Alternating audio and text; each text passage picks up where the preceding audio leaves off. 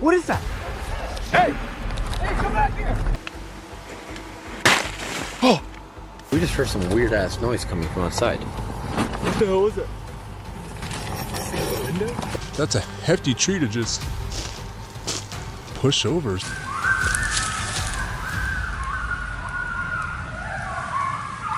What? What? What is it?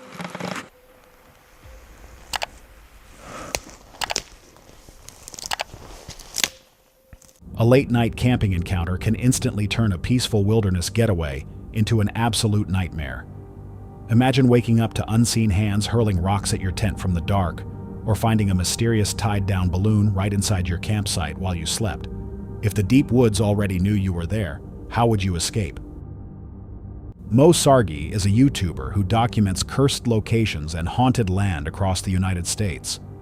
A stranger on the Las Vegas Strip pointed him toward the Seven Magic Mountains, ancient sacred stones in the Nevada desert, sitting at the center of a triangle of land where multiple campers had reportedly died in road accidents shortly after leaving the area. We're about to be the first, by we, I mean me and Angelo over here. Now the worst part about this place that we're gonna be camping out in, and it's the reason why we're camping out here, I'm not sure how many in total, but I'm told 3 or 4, tried to camp out the night. People that tried camping out here, after they left, something sinister happened to them. But every one of them that actually left ended up dying down on the Death Valley Road. We're gonna be going down there and searching for their memorials. On November 30th, 2023, Mo uploaded the footage. He had driven out expecting the story to be exaggerated.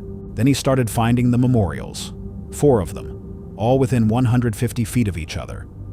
While the group moved through the stone formations at night, one member noticed 2 red eyes watching from the darkness behind the rocks. They directed a flashlight toward the area. The eyes caught the light and reflected it back, then vanished. Just saw something back there. Wait, you saw something? Wait, Angelo saw something. It looked like 2 red eyes. 2 red eyes. Yeah. He saw 2 red eyes. What did you say? He just saw 2 red eyes. Yeah. 2 red eyes. Where? Like back there. Down there. Are you kidding me? Ain't no animal. No. Coyotes don't have red eyes. No, but when you flash the light on their eyes, it changes them. Really? What do you mean it changes them? Like white or yellow. Bro, what if it's a skinwalker? What if what we, oh my god, what if what we saw was a skinwalker? Oh my god, it Could have been. Yeah. Like taking shape, because they can take shape of anything, right? Yeah, this is Yeah. skinwalker territory Oh too. my god. It just hit me like, wow. No animal known to that region produces a reflection like that. Later, inside the tent, the group heard something screaming from outside. Did you guys hear that? Carlo, wake up. we just heard some weird ass noise coming from outside. What the hell was it? A window? What's it? We do have windows. Yo, did you guys hear that? Or was it just me? We all heard it. What the hell was it? It was like someone screaming. Yeah, that was weird. I heard something. This guy was knocked out like a little grandma. Like a little grandma knocked out. Remember when you said there was like red eyes? Yeah. Where did you say it came from again? From this window here. Down there? Yeah. That's where I heard the screaming. I think I saw red lights out there. Where, down there? Yo, Angelo, that's what you said you saw the light. I swear I saw red lights. Someone's throwing rocks at us. What the? Do you think he's here? Yeah, someone's throwing rocks at us. Go.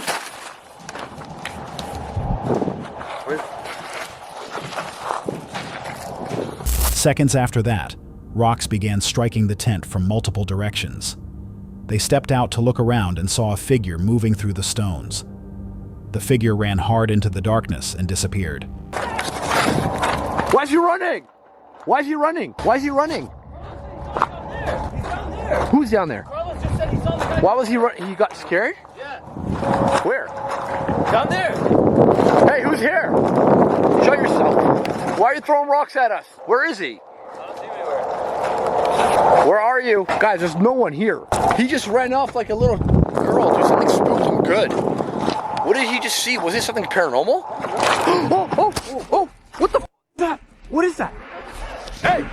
Hey, come back here! Where'd he go? What the frick? Where is he? Did he just run off into the bush? He ran into the bush. Dude, I think I see him down there. I think I see him down there to your left. It's Angelo's left. He ran into the bush. I see him with my eyes. That was the same guy from the freaking road, from the lake. They stayed outside, scanning the area. Then the rocks came again, this time from a completely different direction. Not one person, more than one. They broke the tent down in under a minute. They got in the car and drove out of the triangle without stopping. For the first 10 minutes of that drive, no one in the car said a word. The location has a documented history of deaths, and everything the group encountered that night, the eyes, the screaming, the rocks, came from different directions at different times. Whatever was out there, it wasn't alone. So the real question is, what exactly were they sharing that triangle with? The next encounter comes from Tanya and Dave, the duo behind Let's Turn It Up World. Life in their camper van takes them from scenic campgrounds to quirky roadside stops, embracing both the challenges and joys of full-time RV living. But during one stop at a casino parking lot, a seemingly ordinary night turned into something far more unsettling, leaving them uneasy and questioning the safety of their lifestyle. The day began like many others, wrapping up their stay at a campground in Lone Pine, California, and preparing for a 4-hour drive to their next stop. The plan was simple: spend the night in the parking lot of an abandoned hotel next to a casino. For them, stops like this were a practical choice, a free place to park, rest, and continue the journey in the morning.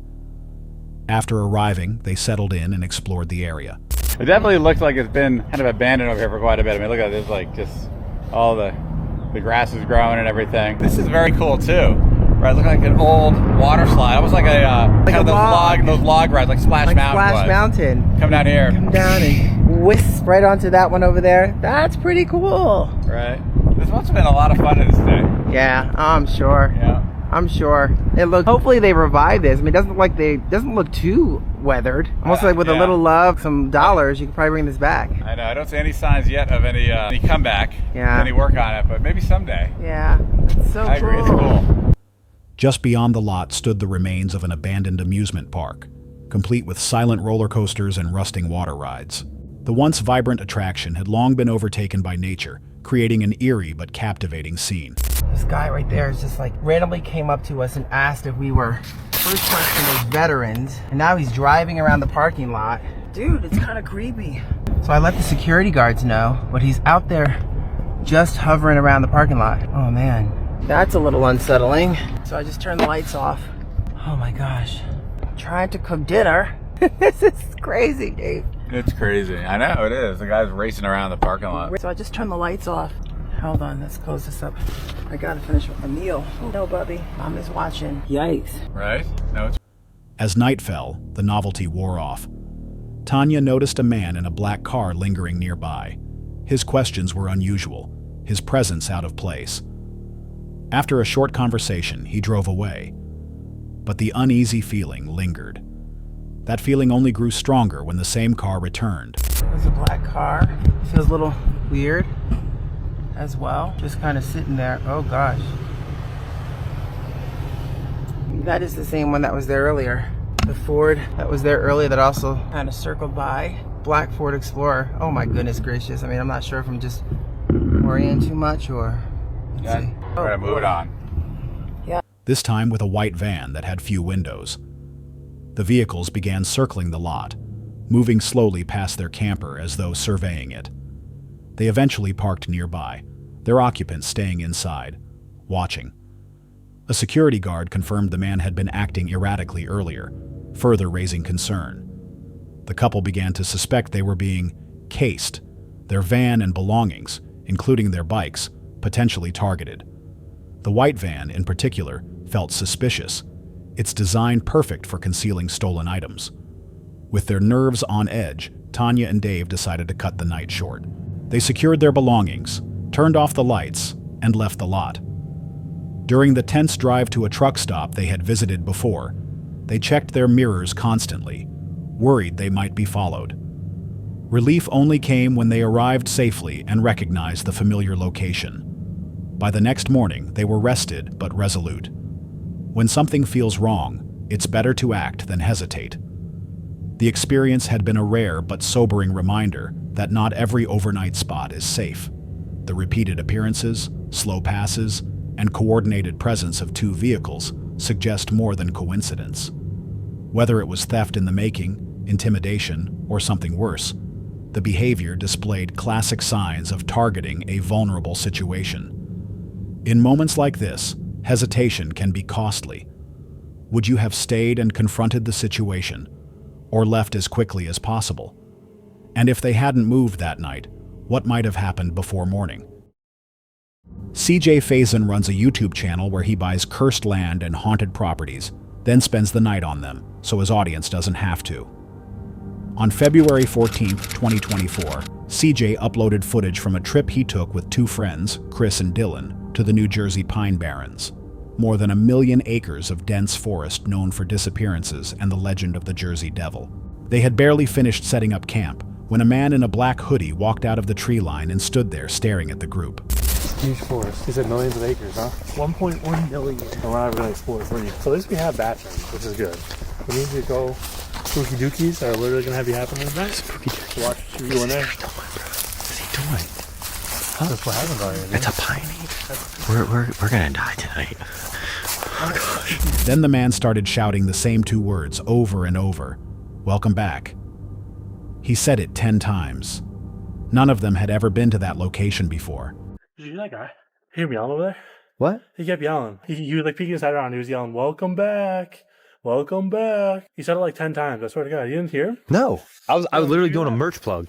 What's Dylan doing way over there? I was looking at some water. Oh. Dylan. Like, can you see the building down there? See there's a pallet leading up over there? Yeah? Yeah, he was down there probably like another 50 yards. He literally was peeking his head around the trees going, welcome back. I was at that far side over there getting wood.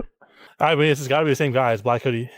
Did you hear anything, Dylan? No. All I can hear is the water running down there. I mean, I don't think he's a little crazy or something, but it was just weird to like. Are we sure we want to camp right here? I mean, where else are we going to go? Not here. There's some whack job walking around the woods. I don't know. He's down there. Where? Huh? I don't have my glasses on. I can't really tell. He was down there, though. The So, road goes straight back. so the building behind the pallet, is that what you're saying? Like way back. Yeah, back there. Okay. They watched him through the trees. He moved behind a building, leaned out to make eye contact, then pulled back out of sight. No one went toward him. No one could explain what he wanted, or how he already knew to say welcome back. Shortly after, every bird in the surrounding trees lifted off at once and disappeared into the dark.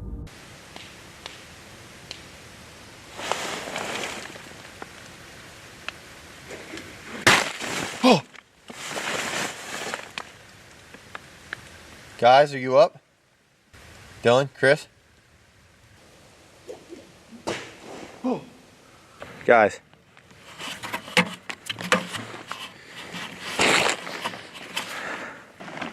I don't know. Bro, you look like Marv off Home Alone. Can you get up? I'm hearing shit out here for real. It's like weird me the fuck out right now. Chris. Wake up. At 2:30 in the morning, CJ woke up to the sound of footsteps moving in a slow circle around his tent. Then something struck the outside of the fabric, hard enough for him to feel the impact from inside. He woke the others. They went out together to check the clearing. In the middle of the campsite, tied to a post that had not been there before, was a balloon. Printed on it were two words, welcome back. You guys aren't coming for real? I can't run. What if there's like somebody up there for trap? You guys just stay here then. What the fuck is that? What is that? I don't know. It's like reflected and exploding. So be careful.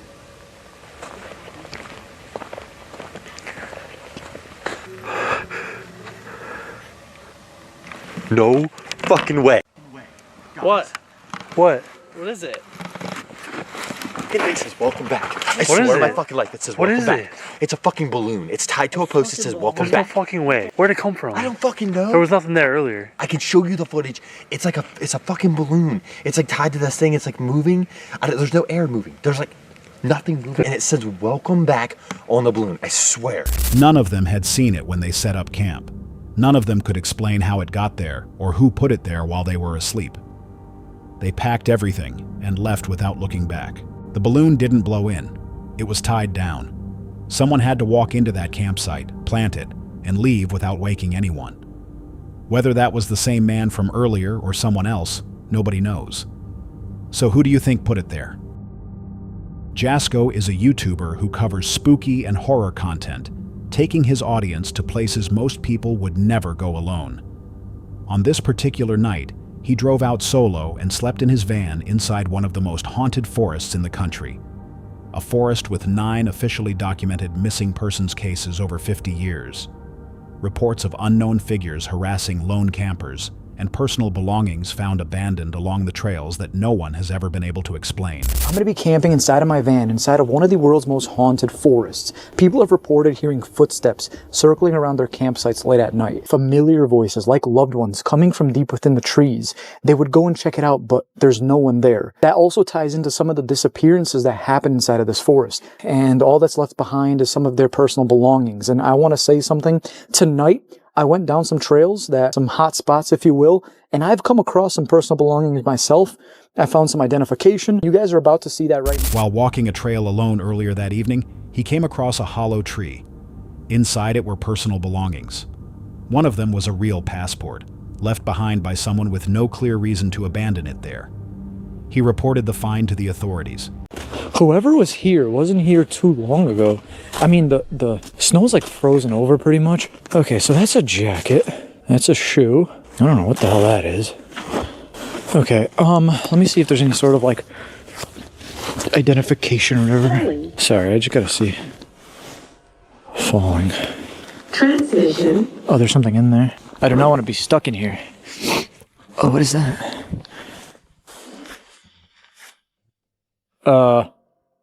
Prostitute. Prostitute? Where? I mean, first and foremost, I hear a voice. Hello? Oh my god. Bro, this is a real passport. Like an actual real passport. What the do I have to report this. Okay. I'm gonna go back to the van and I'm gonna call this. Obviously, this is like federal shit, right? This isn't like a driver's license. Like, you could do a lot with someone's passport. No one ever called him back. Later that night, still parked in the van, he ran a countdown ritual, flashing his headlights 10 times into the dark. A device he was using began producing words.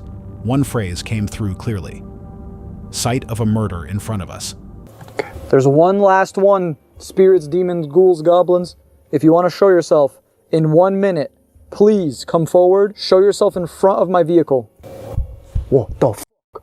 What the hell is that? Hold on. But it sounded like something was like hitting above the damn van. This even fell the fuck. What the hell? Okay, is it not weird that this hasn't said a word? Is there anybody here? Use your energy at 10:20 and show yourself in front of the van. Site of a murder. Site of a murder? Almost immediately after, a scream rose from somewhere deep in the trees directly below. He sat completely still and did not touch the headlights again. Oh, what the hell was that? Bro, that was a scream from down there. It just said site of a murder. What? He got out eventually and walked the road alone. That was when he heard it. Footsteps crunching through the snow, close behind him. If there's anyone in this forest right now, show yourself when I turn my flashlight on. 3, 2, 1. Oh, what the fuck was that? Oh my god! Alright, I'm just gonna back up slowly. That didn't sound friendly at all. What the? Alright. Guys, I'm heading back. Because, like... Shut the fuck. Oh, I need my light on. No. On my life, I just heard, like, behind me. Like, in the snow. Man, okay, so... I just heard it again. Like, it was like a few footsteps, but I heard it, like, crunching in the snow. He stopped. The sound stopped with him. He walked again and the sound returned. He spun around and swept his flashlight across the dark. Nothing was there. He turned back toward the van and kept moving. The footsteps followed him all the way to the door. Weird. So when you hear fucking crunching footsteps behind you, you start second guessing. And you're okay. I know you guys hear that. There's no way the mic's not picking this up. Is there anything behind me? I can't see. I don't want to turn around. I'm not. All right, we're just gonna head back to the van now. I don't know if I summoned some shit. I don't know if I played a part in this whole thing with the ritual stuff. I don't know. Around 3 a.m., he stepped outside one final time before attempting to sleep. That was when he spotted it. A deep gash cut into one of his tires. Footprints in the snow traced a path from a nearby trail straight to the tire, then turned and went back into the trees. Someone had approached the van while he was sitting inside and done this without him hearing a thing. He called for emergency help. No crew reached him until 7 in the morning. The bill came to over $1,700. For 4 more hours after that call, he remained alone in that forest in the dark, waiting for someone to come. The passport, the footsteps, the slashed tire, each one happened at a different hour, and each one landed closer to him than the last. Something out there was narrowing the distance all night long. The only question worth asking is whether it stopped when he finally drove away. So I went outside, and at the same time, I was like, while I'm out here, before I officially go to bed and hopefully just wake up for the last time, right? I want to make sure this place is safe. Do a little perimeter check. And there were footprints everywhere. Are all of these mine? But then I was thinking to myself, earlier in the night, there was footprints leading in a million different directions. While I was doing my business, I heard a very weird noise. It was very distant at first from where I was standing, but I heard, and I was like, what is that? To my van's driving side tire, and there was a gash in my tire. There was footprints leading up to the tire from a trail. I tried to think logically about things. Is it possible that I ran over a very pointy rock? I went back into the van immediately, and I made an emergency call. The other company with the wrecker was able to come out. Strayed Explorer is a YouTube channel focused on paranormal investigations and locations with unsettling histories. On March 6, 2026, the creator uploaded footage from a solo trip into a remote Welsh forest, a back road he had visited once before.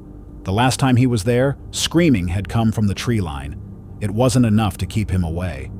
He returned and camped even closer to where that sound had come from. He had barely started down the road on foot when he stopped.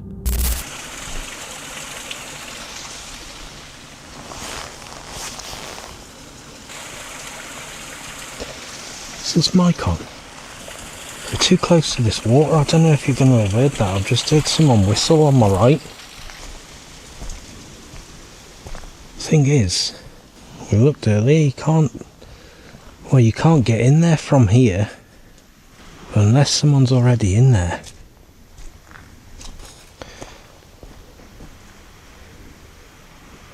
A whistle came from somewhere inside the tree line to his right, a section too dense to enter from where he was standing. Whoever made that sound was already inside before he arrived.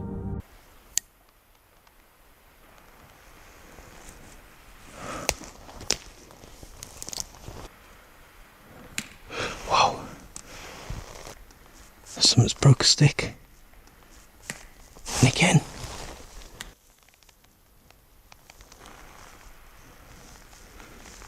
There's something breaking sticks up there. Hello?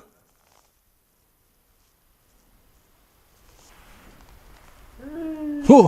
Whoa! Shit! No! This. He went deeper in. Sticks began snapping ahead of him, one, then another. Nothing appeared. The sounds kept shifting position. Then everything went still. A moment later, something erupted from the dark ahead, a sound he described as a human voice in severe pain, not an animal. It bounced off the hillside and came back from every direction at once. He couldn't locate the source. Fuck this. Holy shit.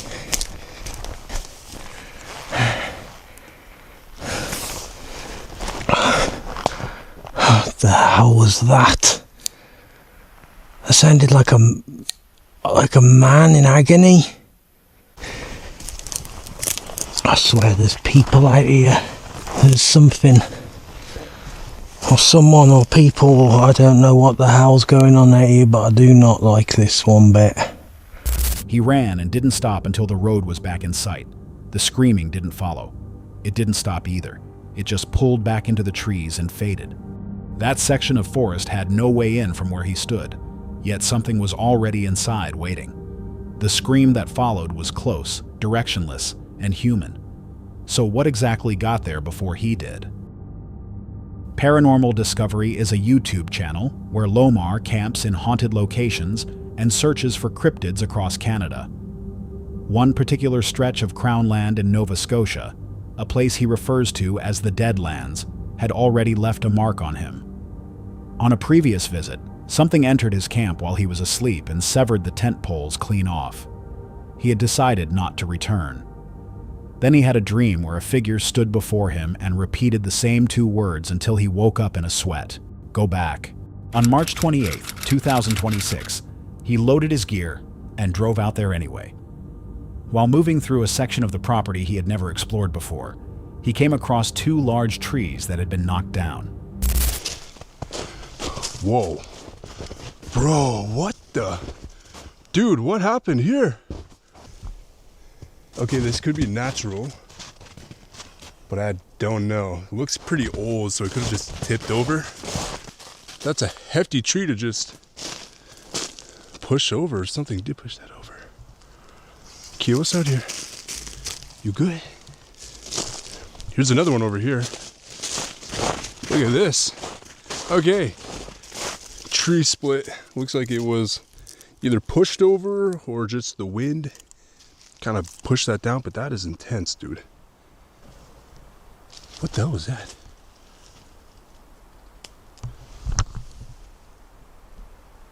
I heard some sort of howling. Something with considerable size and force had pushed through that area and taken them down. He returned to camp as it got dark. That was when the sound started.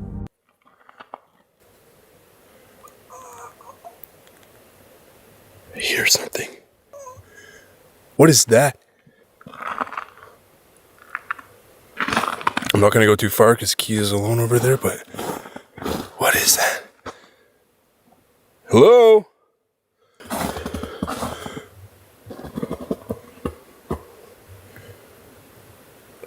What are you? Right there, right there.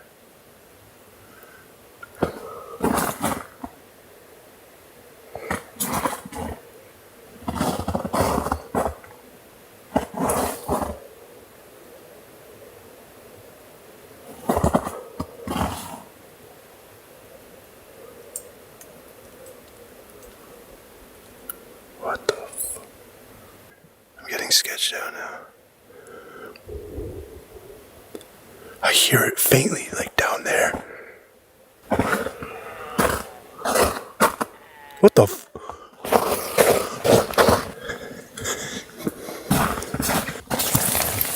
You okay, baby? You heard that? You heard that, right? What the hell, Key? He was standing outside the tent when he first heard it. Something moving through the tree line, tracing a wide and deliberate path around the campsite. It wasn't passing through, it was circling. The sound would draw closer, then pull back, then come closer again. His dog picked up on it immediately. She locked up and went completely still beside him. Whatever was moving out there didn't leave. It kept making that same slow circle through the dark until he stepped back inside the tent. The trees were pushed down, not blown over. The circling started after dark and didn't stop on its own. It only stopped when he went inside. His dog reacted before he did. Something out there was aware of exactly where he was standing. So do you think it was still out there after he zipped that tent shut? STK's Adventure is a YouTube channel focused on outdoor activities, including kayaking, fishing, hiking, and camping. On January 28, 2015, the creator STK and a companion set up camp together in a remote outdoor area. They had a fire going, were talking casually, and appeared completely at ease with their surroundings. Then the sound started. From somewhere in the distance, they picked up a noise, something that sat between barking and howling. That sounds like packing. Sounds like barking, doesn't it? Yeah.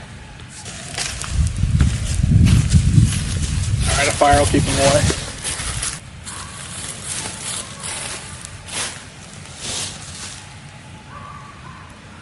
My dog's gone. It wasn't immediately identifiable, but it was distinct enough that both of them noticed it and stopped what they were doing. The sounds grew clearer as time passed.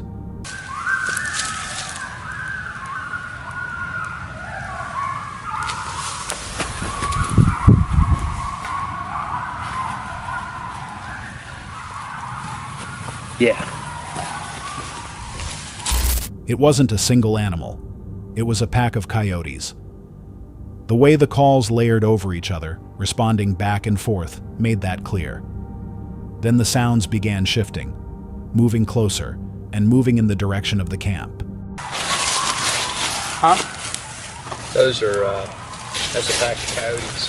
So let's just keep this fire flame going. So they're getting closer.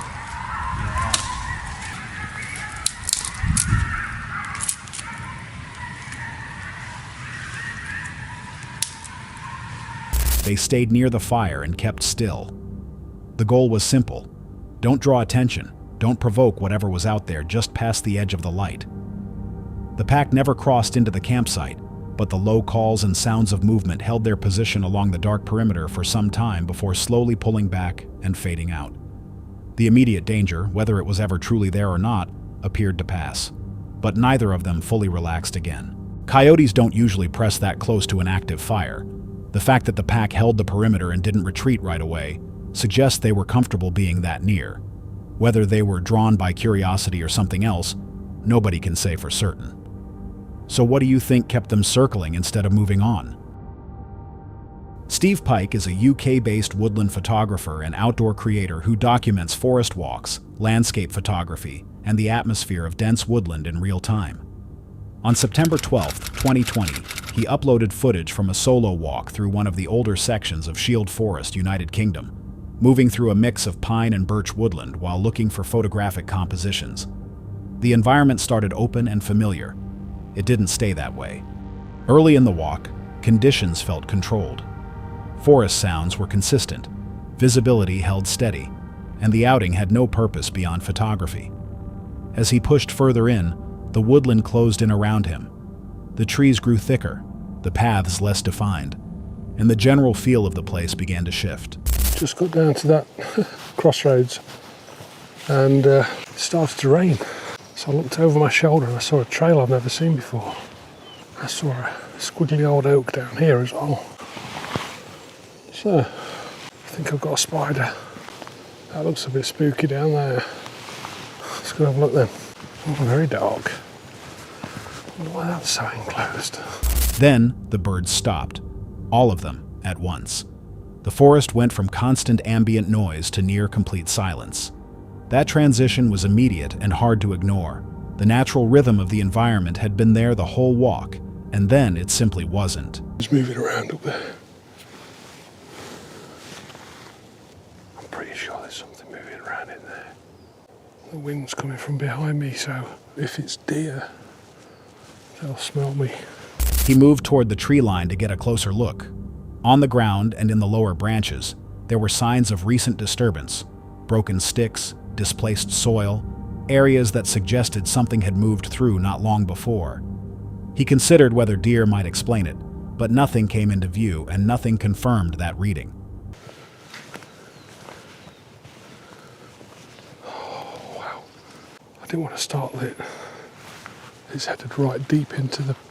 It's like a cross between silver birch and pine. So after I see a deer, I'm like, that's me done. Stick a fork in me, you know. This is their territory. I mean, you can see how broken the sticks get. Something's rubbed up against that stick. And then there's a lot of broken ground here. You can see how it's been compressed. He chose not to go further. Instead, he turned around, rejoined his original route, and continued with the photography. Nothing was ever seen directly, but the further in he went, the less readable the space became, and the decision to pull back reflected that clearly. The silence came first, then the broken ground, in that order. Animals don't usually leave both at the same time without a reason. He never saw what caused it, and that's exactly what makes it stick. So what do you think was moving through those trees just before he got there? That's all for tonight's video. Which encounter gave you chills? Let us know in the comments below.